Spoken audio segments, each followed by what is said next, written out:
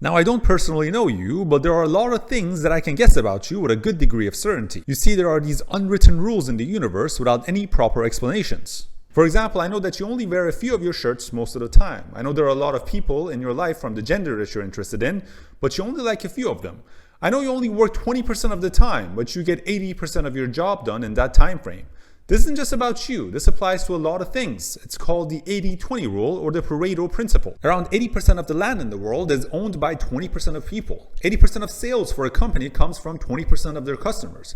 80% of taxes in the US are paid by the 20% top earners.